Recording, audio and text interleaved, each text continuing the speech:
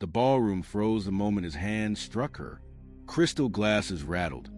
Conversations died mid-sentence, and every guest stared at the pregnant woman stumbling backward, her breath catching as she grabbed her stomach. The billionaire, Brandon, didn't flinch. His jaw tightened, his eyes cold, like he'd done this before and expected the room to stay quiet. For a moment, it almost did. Near the corner of the hall, polishing silver trays she didn't own and standing on a floor she was never meant to be noticed on, Keisha, the black housekeeper, saw everything. The slap, the fear, the way the pregnant wife, Hannah, looked down instead of up, as if she'd learned long ago that eye contact only made it worse. For 2 long seconds, the entire ballroom held its breath. Then Keisha moved. She didn't shout. She didn't hesitate. She walked straight toward Hannah, her voice steady, her hands open, her heart beating so hard it drowned out the music. "Ma'am," she said gently, "are you all right? Should I call someone?" Brandon stepped between them, his face twisting with rage. "Mind your job," he hissed. "This is private." But it wasn't private. Not anymore. Not when 100 eyes were watching, and a pregnant woman trembled beneath a chandelier worth more than Keisha's entire yearly salary. Not when silence felt like betrayal. Keisha didn't step back. She looked him in the eye, something no one else in that room dared to do, and said the words that cracked the room open. "You hit her, and I'm not pretending I didn't see it. If this already made your blood boil, hit like and subscribe right now, because stories like this are still happening, and the world needs to hear them." The music died completely. Guests shifted. Hannah's breath wavered, and Brandon's control began to slip. Before tonight, Keisha had never stepped into anyone's spotlight. She wasn't the type who chased attention. She was the type who picked up the pieces after everyone else left. A single mother from the South Bronx, she worked double shifts at the Windsor Grand Hotel because the bills never stopped coming, and the world rarely gave black women a chance to breathe. Her day had started at 6 a.m., same as always. She braided her daughter Zaria's hair, packed her school lunch, and whispered a promise she'd been making for years. One day, baby girl, life won't be this hard. Zaria believed her. Keisha prayed she wasn't lying. By 7 a.m., she was scrubbing marble floors that weren't hers. By noon, she was steaming uniforms in the service hall. And by 5 p.m., she was told at the last minute, of course, to cover tonight's elite charity gala because they needed someone who wouldn't ruin the photos. She didn't complain. She never did. Complaints didn't pay rent. Complaints didn't get Zaria her asthma medication. Complaints didn't keep her job safe in a place where management only smiled at her when guests were watching. When she arrived in the ballroom, she sensed something off immediately. The billionaire, Brandon, walked around like he owned oxygen. His wife, Hannah, walked behind him like she was afraid to breathe it. Keisha had seen women like Hannah before, pretty, quiet, pregnant, and pretending their bruises came from bumping into countertops. She hoped she was wrong. She wished she was wrong. As the night went on, Keisha moved through the room unnoticed, like a shadow in a place designed for light skin and louder money. She wiped tables, adjusted silverware, and caught every wince on Hannah's face, every flinch, every forced smile. Brandon spoke to everyone else with charm. He spoke to Hannah like she was furniture. Still, no one said a word. Keisha reminded herself to stay focused, stay invisible, just finish the shift, get her pay, go home to Zaria. But when she saw Brandon gripping Hannah's wrist a little too tight near the champagne tower, when she saw Hannah whisper, "Please, not here," her stomach twisted. Something bad was brewing. And then it happened. That slap, that silence, that moment that split the night in half. But Keisha didn't know yet that standing up for Hannah would cost her far more than a job. It would drag her into a storm built by wealth, lies, and a man who wasn't used to anyone saying no. And that storm was already rolling toward her. The slap still echoed through the ballroom when Brandon's mask finally cracked. His charm disappeared. His voice sharpened into something cold enough to slice through marble. "Step back," he snarled at Keisha, his breath hot with anger. "This is none of your business." But Keisha held her ground. She wasn't shaking yet, but her palms were sweating, her heart racing. She wasn't a fighter, not by training. She was just a woman who'd spent her life watching the powerful get away with everything. Tonight, she refused to add her silence to their comfort. Behind him, Hannah clutched her belly, leaning against the edge of the serving table to steady herself. Her eyes glistened not just with pain, but shame. Shame that came from being hurt in public, in front of dozens of people who still pretended they didn't see a thing. Guests stood frozen like expensive statues. Some looked at their shoes. Others fiddled with their glasses. A few whispered, "Not our place," while others murmured, "Let's just enjoy the gala." No one stepped in. No one helped. Not one person. Keisha took a slow breath. "She needs medical attention," she said, her voice low but firm. "She's pregnant and you hit her." Brandon stepped forward, inches from her face. "Watch your mouth." And just like that, he shoved her. Hard. The force sent Keisha stumbling backward, her shoulders slamming into a waiter's cart. Champagne flutes crashed to the floor, the sound sharp and shattering, finally forcing the crowd to react. Gasps spread through the room. A few guests rushed to the sides, not to help Keisha, but to avoid getting their designer shoes wet. Keisha winced, grabbing her shoulder. The pain radiated down her arm, but she pushed herself upright. She looked around the room, searching for even one ally. Nothing. Every eye darted away. The silence hurt worse than the shove. Hannah, voice trembling, whispered, "Please, someone help her." Still nothing. Brandon tugged Hannah's arm. "We're leaving. Now." But Hannah didn't move. Her gaze was locked on Keisha. A silent plea, a cry for someone to stay. To witness the truth, she was too afraid to speak. Security finally arrived, not to help the pregnant woman, not to assist the injured housekeeper, but to de-escalate the disruption. And in their eyes, the disruption was black, not wealthy. "Ma'am," one guard said stiffly to Keisha, "you're creating a scene." She blinked. "He hit her, and he shoved me." The guard didn't look at Brandon, didn't look at Hannah. "Ma'am, you need to leave?" And that's when Keisha understood. The room wasn't frozen. The room was complicit. And walking out tonight wouldn't be the end of it. It would be the beginning of a fight far bigger than she ever imagined. Keisha didn't sleep that night.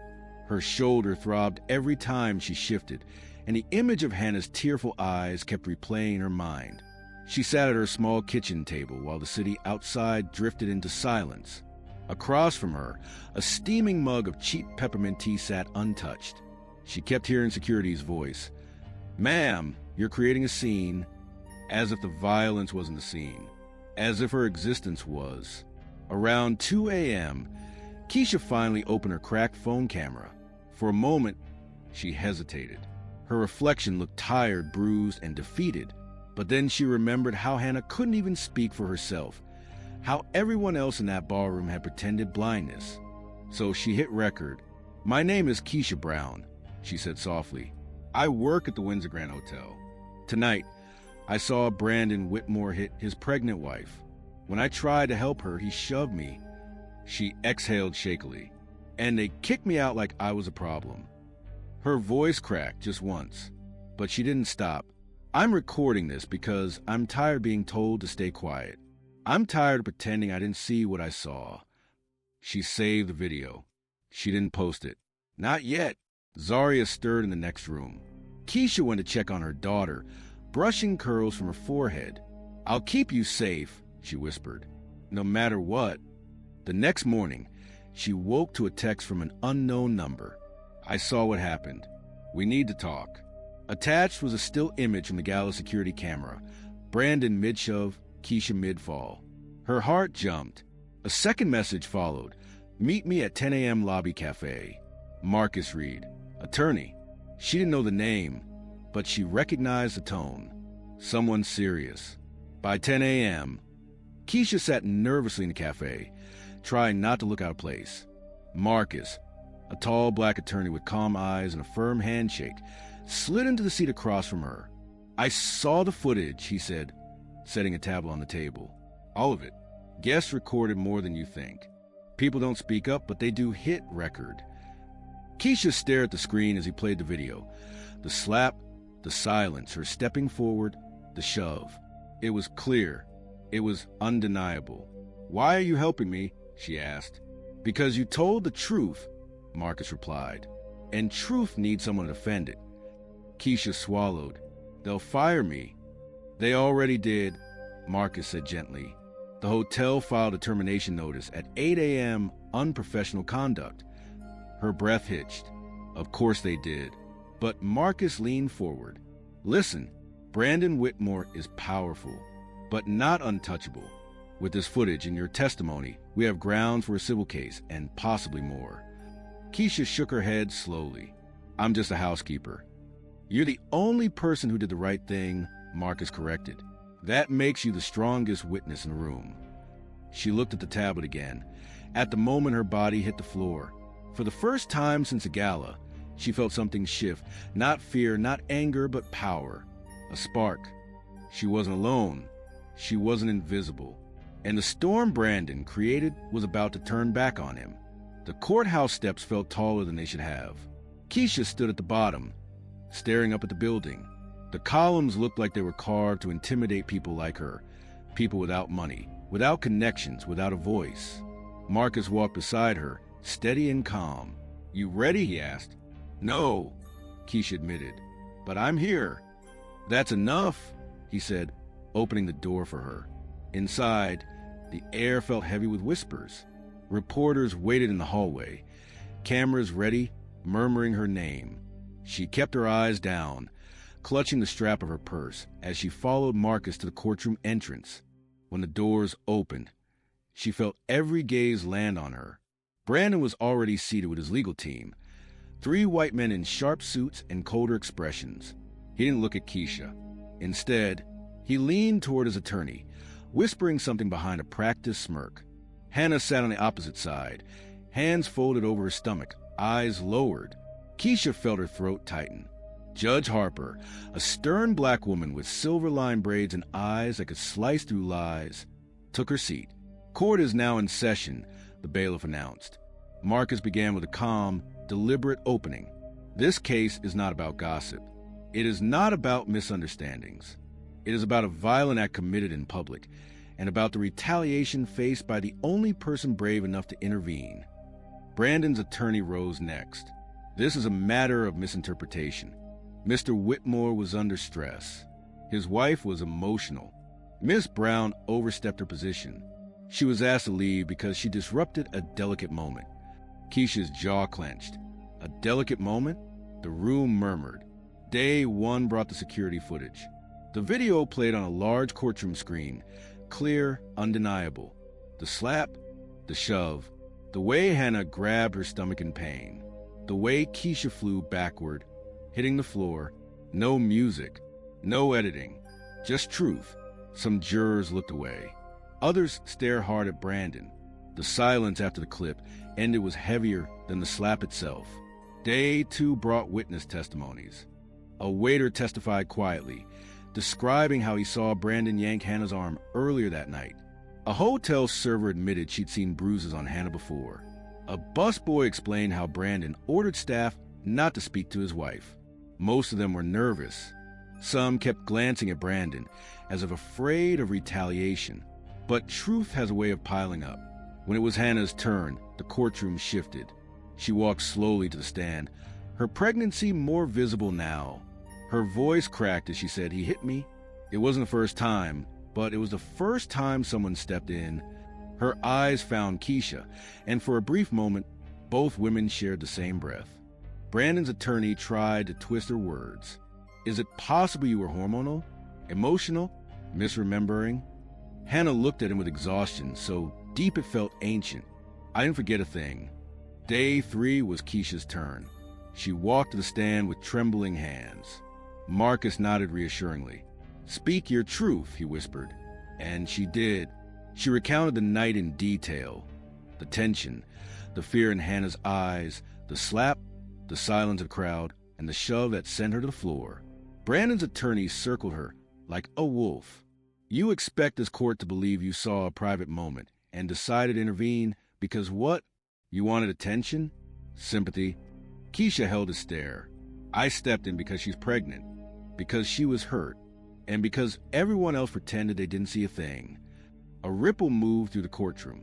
The attorney exhaled sharply. And yet, you refuse a settlement. Why? Isn't that suspicious? Keisha shook her head. My silence is for sale. Judge Harper watched her closely, then nodded almost imperceptibly. By the end of day 3, Brandon looked shaken, his confidence cracked, his control slipping. Because this time, the truth wasn't hiding in the dark. It was standing right in front of him. The final day of the trial felt different the moment Keisha walked into the courtroom. The hallways were fuller. Reporters leaned forward. Strangers nodded at her with quiet respect. Even the jurors looked more certain, as if the weight of the last 3 days had settled into one unavoidable truth. Brandon sat rigid, jaw tight, fingers tapping the defense table. He looked less like a billionaire now and more like a man cornered by consequences he never imagined he'd face. Judge Harper entered. Please rise. Everyone stood. Everyone sat. And then the judge nodded toward the jury foreman. Has the jury reached a verdict? We have, Your Honor. Keisha held her breath. The foreman looked at Brandon first, then at Hannah, then finally at Keisha before speaking.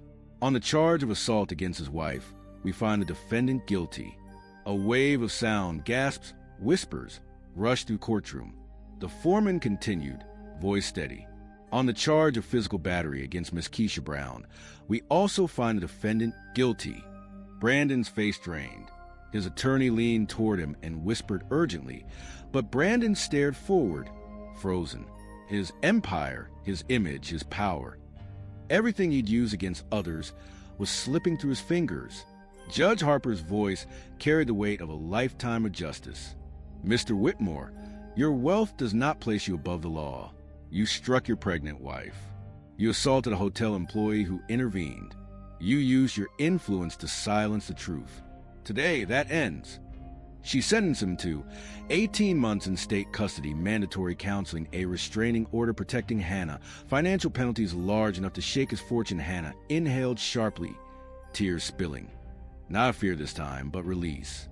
Brandon was handcuffed then and there. When the officers pulled him to his feet, he turned, eyes burning into Keisha's. You ruined my life, he spat. Keisha didn't flinch. No, she said quietly. You ruined your own. As he was escorted away, cameras flashed. Reporters swarmed. But all Keisha saw was Hannah slowly approaching her, hands trembling over her stomach. Thank you, Hannah whispered. You saved us. Keisha's voice softened. You saved yourself. I just refused to look away. Marcus joined them, offering a small, proud smile. Justice served, he said. For the first time in days, Keisha let her shoulders drop. The heaviness that had followed her since the gala finally loosened. She wasn't the invisible worker anymore, dismissed and ignored.